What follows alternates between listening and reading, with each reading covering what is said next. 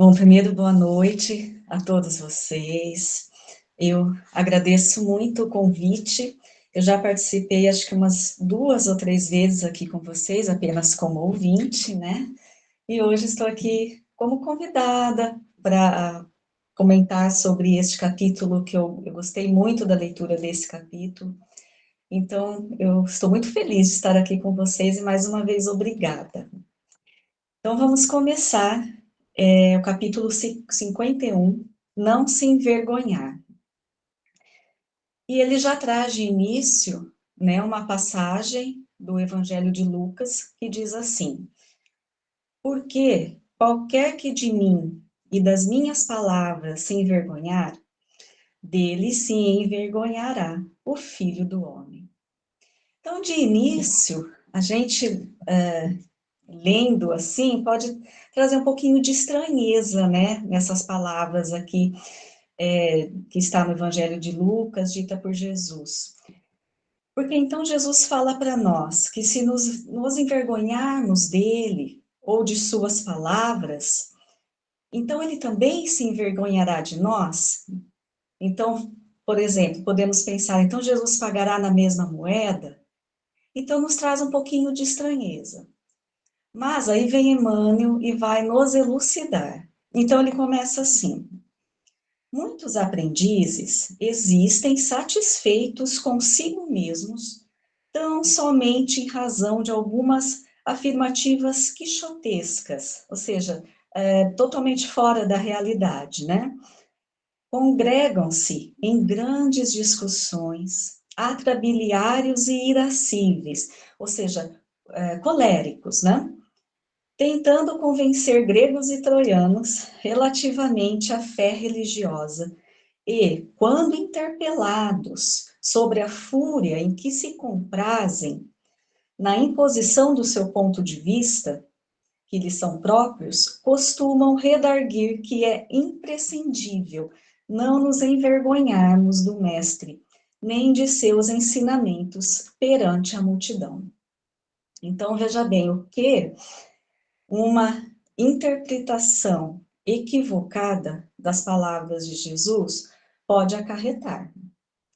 Por quê? Emmanuel está tão aqui falando para nós que existem aquelas pessoas, né, aqueles cristãos, e vamos aqui pensar em nós espíritas, né, que têm o desejo de impor muito o seu ponto de vista em relação à fé dos outros.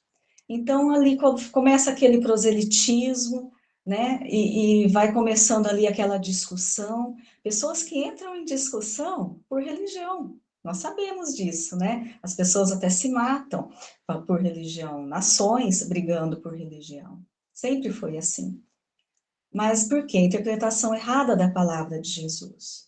Porque Santo Agostinho nos esclarece, isso ele aprendeu lá com o bispo Ambrósio, e ele traz para nós esse ensinamento, de que as palavras de Jesus não devem ser interpretadas daquela forma literal. Nós não podemos fazer aquela interpretação exata do texto que nós estamos lendo. Jesus sempre ele vai mais além dessa interpretação. E fazer essa interpretação literal das palavras do Cristo é algo perigoso, porque a isso se junta a nossa essência, né, de vaidade, de ego, que nós ainda mantemos, e isso vai trazer distorções importantes na nossa conduta e dentro da nossa doutrina espírita também. Então, aqui, até Emmanuel vem falando que essas pessoas, quando são essas que estão ali discutindo, né, impondo o seu ponto de vista, falando da doutrina, falando das palavras de Jesus com aquela ênfase que não é necessária, né, então ele fala que quando são interpelados, por que da fúria? Né? Por que dessa imposição? Por que dessa conduta? O que acontece? Eles vêm com essa narrativa que Lucas nos trouxe, que nós é imprescindível, então, não nos envergonharmos do Mestre nem de suas palavras. Como se fosse isso que Jesus esperasse de nós, não é? Jesus, ele esteve aqui encarnado entre nós, e durante o seu apostolado, né, aqueles 3 anos principais ali do seu apostolado, muito ele nos ensinou, mas ele nunca nos ensinou com fúria e imposição de suas ideias. Haja vista ali a conduta que Jesus teve, né? Ele sempre apaziguando, ele sempre esclarecendo, ele sempre aceitando as pessoas como elas eram, apesar da verdade que ele estava passando. Então, Jesus é esse exemplo para nós dessa conduta que nós temos que seguir. Em nenhum momento ele se usou de fúria. E muito foi questionado, né? Muito foi ali testado pelos fariseus, né? Para que caísse em erro, né? Diante da sua palavra. E não, ele sempre com firmeza, não destoando dos ensinamentos que ele trouxe para nós, mas sem fúria, sempre com mansuetude, ele nos trouxe essa palavra. Então, como nós podemos, com todas as nossas falhas, né, ainda, com todas os nossos, nossa falta de entendimento, nossas condutas equivocadas, como que nós queremos impor o nosso ponto de vista às outras pessoas? E principalmente com fúria, como diz Emmanuel, né, principalmente com aquela ênfase, né, imposição mesmo, que é o proselitismo, né? Então, eu lembro quando eu comecei a frequentar o centro espírita, isso há 23 anos atrás, eu já entrei direto com a inscrição para o COEM, né? Eu já entrei direto para a inscrição. E fiz com o Richard. E eu lembro muito bem, se não foi na primeira aula ou nas primeiras semanas ali, eu lembro, não me esqueço desse ensinamento dele, falando que a doutrina espírita não faz proselitismo. Nós não podemos fazer proselitismo, por conta de duas circunstâncias que nós, espírita, temos que entender muito bem. Temos que buscar esse conhecimento desses conceitos. Primeiro, o livre-arbítrio, que todos nós temos, né? Nós temos direito de escolhas. Então, o livre-arbítrio deve ser respeitado, tanto o nosso como o dos outros. E essa questão de fé, ela é muito íntima, é crença, né? É aquilo que vai sustentar a pessoa, o espírito. Então, nós não podemos impor nada nesse sentido. E também o outro conceito que nós poderemos pensar nesse sentido é do grau de evolução de cada um. Porque nós temos o conhecimento que a doutrina nos traz, que nós estamos em graus evolutivos diferentes, né? Apesar de sermos todos espíritos imperfeitos, todos aqui nesse planeta, de provas e expiações, todos com necessidade de aprendizado, de reajuste, nós estamos em vibrações diferentes, em graus evolutivos diferentes. Então, nós não podemos que o outro, né, pense e sinta como nós em todos os assuntos, em todas as situações, porque nós temos ainda entendimentos diferentes dentro desse grau evolutivo. E nós espíritas temos esse conhecimento, por isso que a doutrina não faz proselitismo. E daí nós temos, assim, aquela frase, né, que a gente sempre fala, a gente sempre escuta também, né, que diz que a maior caridade que a gente pode fazer pela doutrina é a sua divulgação. Aí alguns irmãos nossos, eles podem também se basear nesta frase e achar que pode fazer essa imposição e esse proselitismo. Mas também não é isso que a doutrina está nos trazendo com essa frase. Então, eu trouxe aqui no livro Estudo e Vida, né? O título do livro ele é bem propício, né? Estudo e Vida. Então, é de Emmanuel, do Espírito Emmanuel, do Espírito André Luiz, psicografia de Chico Xavier e de Valdo Vieira. Então, eles psicografaram ali em conjunto. E tem um capítulo chamado Socorro Oportuno. E eu peguei um trechinho, o final do capítulo, e eu vou ler só esse trechinho porque é o que vem elucidar para nós, e ainda mais para frente dentro desse texto, o que significa esta frase também da divulgação da doutrina espírita. Então, Emmanuel e André Luiz, né, então eles dizem assim: Lembra-te deles, os quase loucos de sofrimento, e trabalha para que a doutrina espírita lhes estenda socorro oportuno. Para isso, estudemos Allan Kardec, ao clarão da mensagem de Jesus Cristo, e seja no exemplo, ou na atitude, na ação ou na palavra, recordemos que o Espiritismo nos solicita uma espécie permanente de caridade, a caridade de sua própria divulgação. Então, a divulgação da doutrina espírita não é apenas por palavra, das leis de Deus, né, do que Jesus trouxe para nós, né? Não é apenas por palavras, é muito mais por ações, é muito mais por exemplo. E foi como Jesus, né, nos trouxe essa verdade. Porque se a gente for analisar no mundo, na história toda do mundo, desde a antiguidade, daquilo que a gente conhece, né, pela história, sempre a lei de Deus, ela já está sendo trazida para nós, em relação a todas as culturas, de variadas formas, de variados conceitos e entendimento. Porque sempre a lei de Deus está sendo trazida para nós. Só que aí nós tivemos aqui entre nós o governador do nosso planeta, que é o maior missionário de todos, né? Que ele trouxe esta palavra com o melhor entendimento para nós, mas ele vivenciou. Então, Jesus, ele não falou apenas, muito pelo contrário, ele agiu. Ele foi o evangelho vivo aqui entre nós. Ele foi o evangelho atuante entre nós.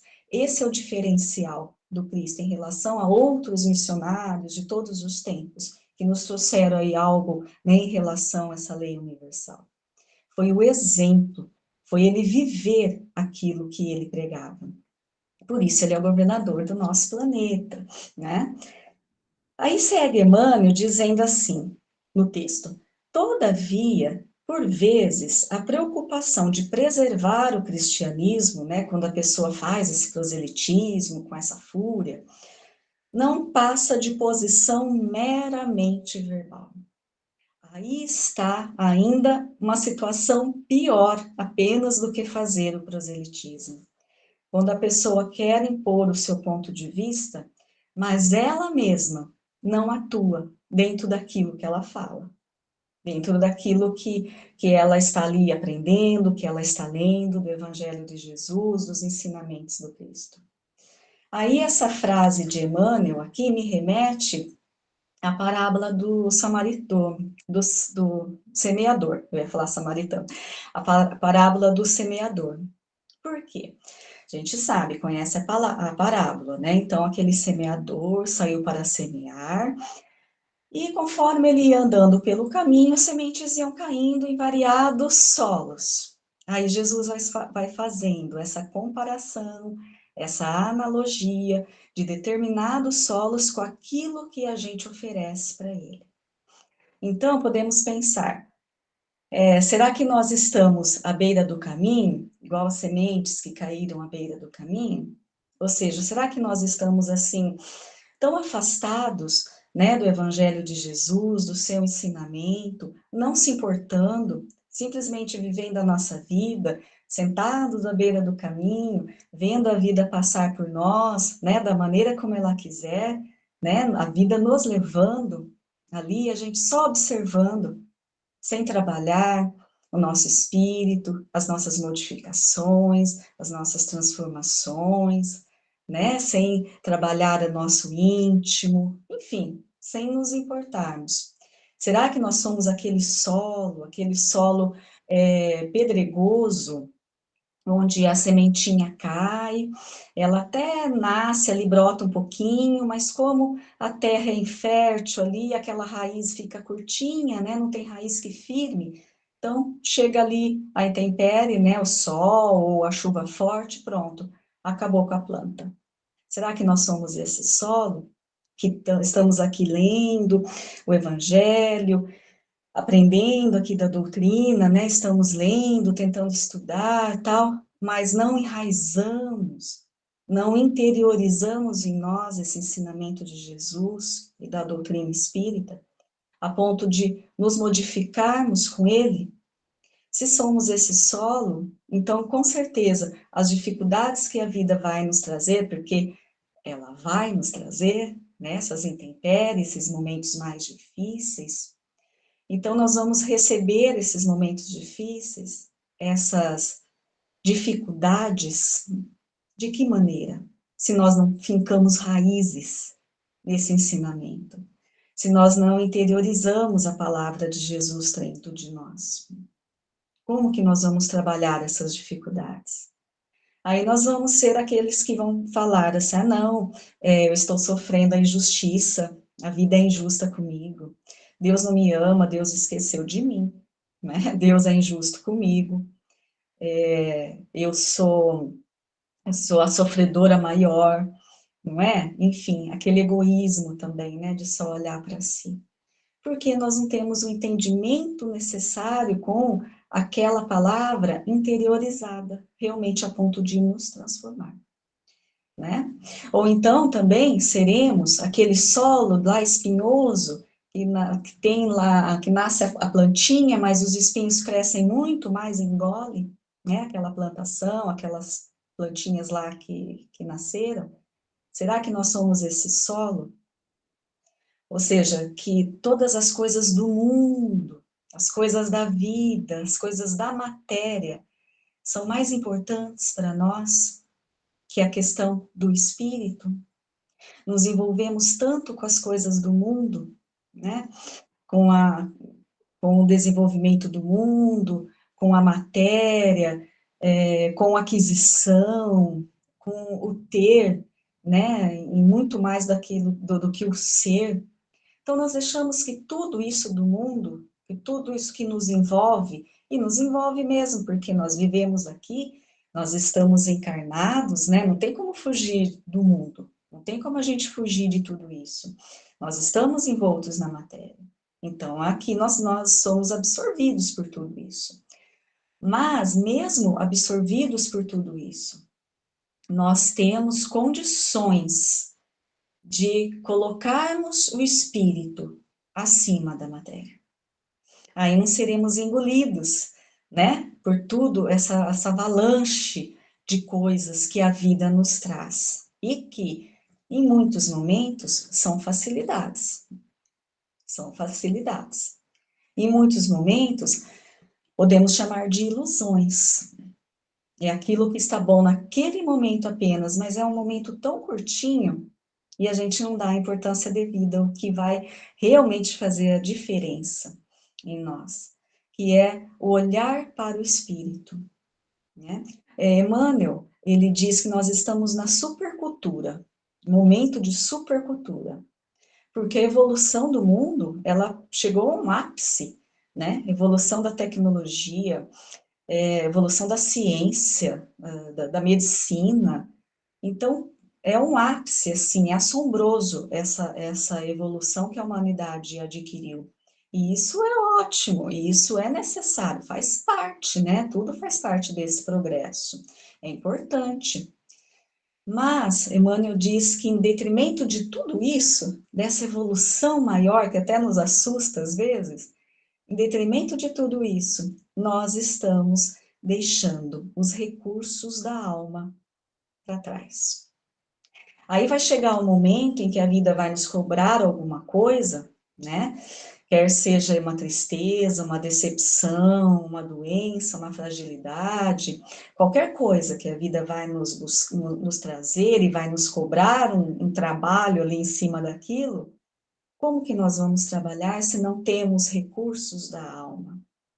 Não será com a tecnologia, com a ciência avançada, por mais que ela possa, sim, óbvio, nos ajudar, aqui dentro de nós mesmos, no nosso espírito, nossa consciência, o nosso íntimo, só será bem trabalhado dentro dessas situações aí, se tivermos esses recursos da alma. E esses recursos da alma vêm da última terra em que caiu as sementinhas, a boa terra.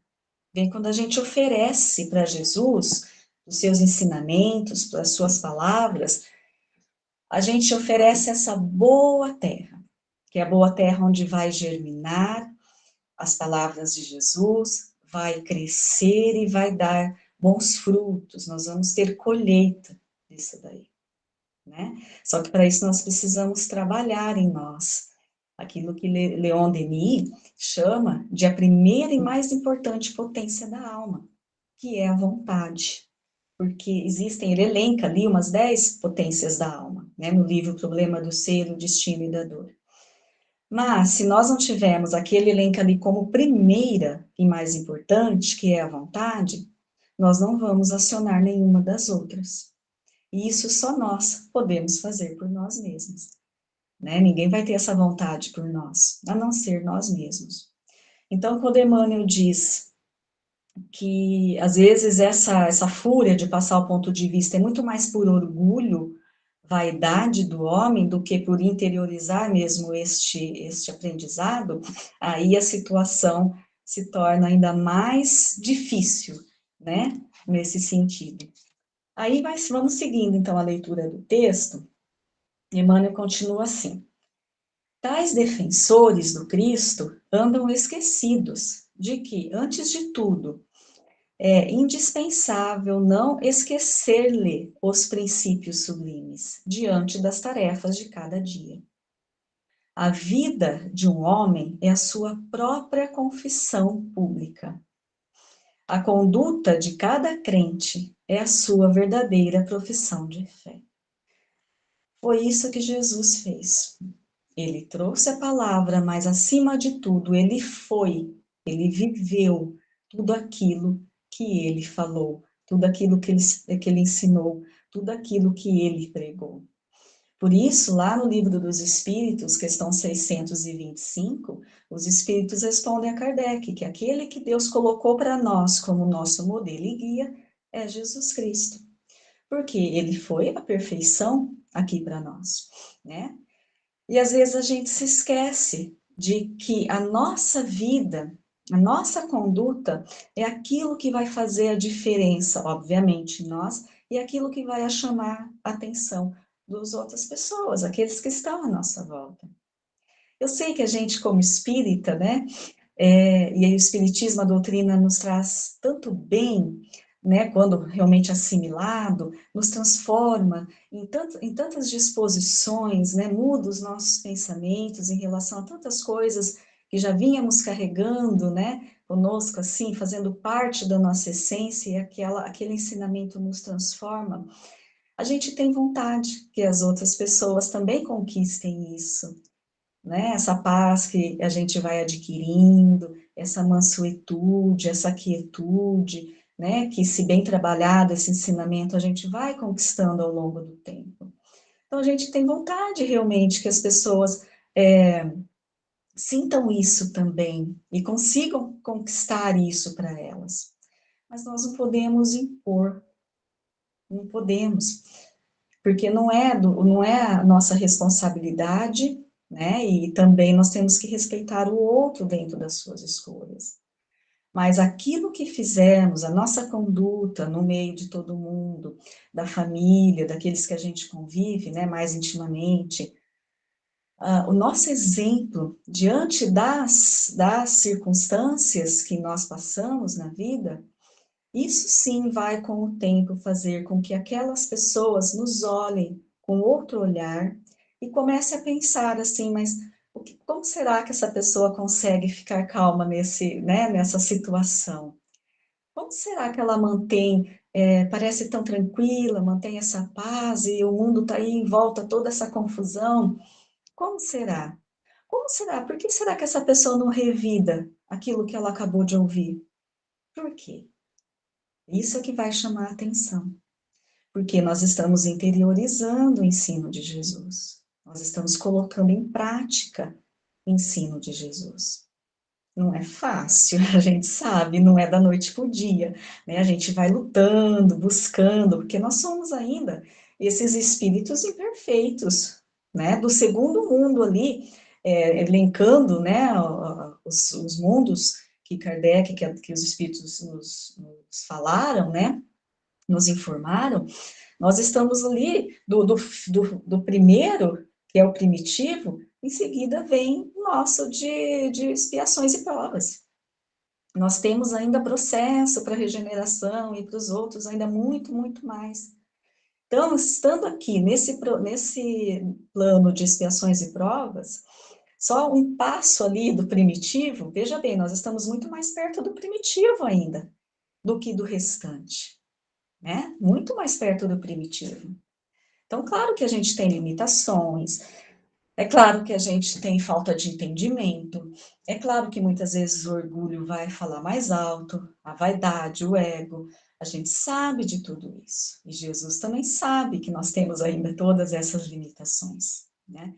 Só que, se tivermos aquela boa vontade, nós vamos já perceber quando caímos em erro, quando nos desviarmos do ensinamento do Cristo. Aí a gente já se liga aqui, a consciência liga um alerta, né? Fala, opa, peraí, pisei na bola agora.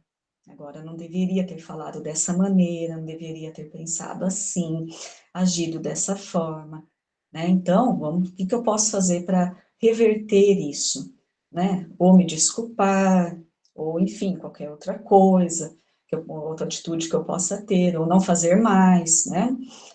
É assim, então, mas isso nossa consciência já grita para nós, já chama, né? Já chama a gente para a razão. Então, isso que é o importante, nós já estamos buscando esse entendimento maior. Aí, seguindo no texto, Emmanuel diz assim: muito infantis o trovão da voz e a mímica verbalista, filhos da vaidade individual, junto de ouvintes incompreensivos e complacentes, com pleno esquecimento dos necessários testemunhos com o mestre, na oficina de trabalho comum e do lar purificador. Então, Emmanuel está falando que nós somos crianças ainda, né? E nós somos mesmo. Nós somos crianças ainda, somos infantis, dentro de todo esse contexto, essa noção maior do universo, essa noção maior desse Criador, né? Dessa lei universal que nos rege, nós temos ainda muito, muito, muito caminho a percorrer dentro desse entendimento. O que Jesus trouxe para nós, ele se limitou naquilo que ele pôde trazer para aquela época da humanidade e ainda para a nossa época, porque o ensinamento de Jesus é atemporal, é atemporal. Ele trouxe todas as leis morais ali para nós, mas ele sabia que não seria entendido. Ainda hoje ele não é entendido e nem aceito por muitos. É estranho, né, ouvir, porque a gente tem essa fé tão firme, né, tão forte, que nos sustenta, mas tem pessoas, obviamente, a gente sabe, nações, que não são cristãos, que não aceitam a palavra de Jesus. Tem pessoas que nem conhecem a Cristo. Isso é terrível, né, da gente imaginar, mas é a evolução de cada um, e são filhos de Deus, estão aí nesse caminho, mas nós conhecemos. E nós espíritas conhecemos, e a doutrina espírita, que é aquele consolador que Jesus falou que ia mandar para nós, né, ia pedir que o Pai enviasse, quando estivéssemos já um pouquinho melhor de entendimento, a doutrina espírita nos consola porque ela nos explica. Nós só vamos nos sentir consolados se realmente entendermos o porquê das coisas da vida e do espírito. O porquê desse movimento todo que é a vida para nós. Reencarnações, provas e expiações. Por quê? Nós só vamos ter esse consolo se entendermos. E é isso que a doutrina espírita nos esclarece. Não é?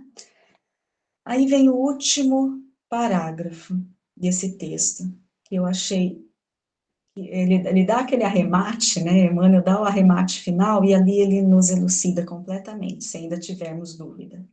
Ele diz assim: torna-se indispensável não se envergonhar o aprendiz de Jesus, não em perlengas calorosas, das quais cada contentor regressa mais exasperado, mas sim perante as situações aparentemente insignificantes ou eminentemente expressivas, em que se pede ao crente o exemplo de amor, renúncia e sacrifício pessoal que o Senhor demonstrou em sua trajetória sublime.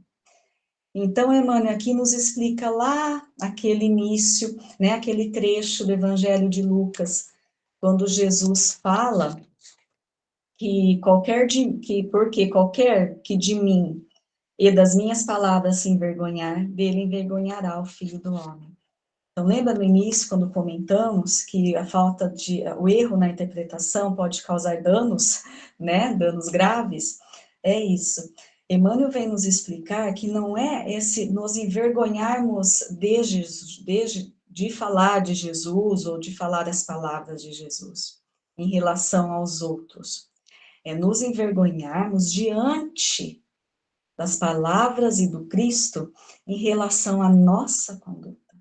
Então, esse envergonharmos, se a gente está fazendo proselitismo e tentando impor às pessoas o nosso ponto de vista e da nossa fé, né, quando o Emmanuel traz essa situação dessas pessoas, eles estão achando que esse envergonhar é não se envergonhar de falar de Jesus, não se envergonhar de falar do Evangelho de Jesus, né, mas diante do outro.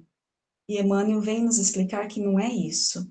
É não nos envergonharmos diante daquilo que já aprendemos, das palavras e do comportamento de Jesus, e ainda cometemos os nossos erros. Não nos envergonharmos diante do Cristo. Então, não nos envergonharmos diante do outro, é diante do Cristo. Porque se for diante do outro, aí vai entrar nosso orgulho e vaidade. Quando a nossa voz tem que ser a mais alta, né? Quando a nossa palavra, ela tem que ser aquela última a ser ouvida e pronto, acabou, fechou a conversa. Coloquei o ponto final, impus ali a minha decisão, meu ponto de vista. Isso é orgulho, isso é vaidade, não é isso que Jesus fez. Muito menos foi isso que ele ensinou para nós. Então, o Emmanuel vem falar para que a gente não tenha que a gente não se envergonhe por nossos atos, por nossas palavras, diante do Evangelho de Jesus, diante daquilo que nós já sabemos do Evangelho de Jesus. É bem diferente quando interpretamos dessa maneira correta. E aí, no finalzinho, quando ele diz que em todas as situações nós temos que ter essa conduta, né? Que esse orai e vigiai que Jesus nos falou. E ele vai mais além, Emmanuel, dizendo que em todas as situações, aquelas que são expressivas, situações de vulto, né? Assim, que vamos dizer, importantes aos nossos olhos, né? Diante dos outros, ali, acontecimentos importantes, expressivos. Então, ali a gente tenta aquela conduta. Mas também, Emmanuel está falando, nas situações aparentemente insignificantes. E é aí que mora o nosso maior perigo. Porque são situações tão irrelevantes assim para os nossos olhos, né?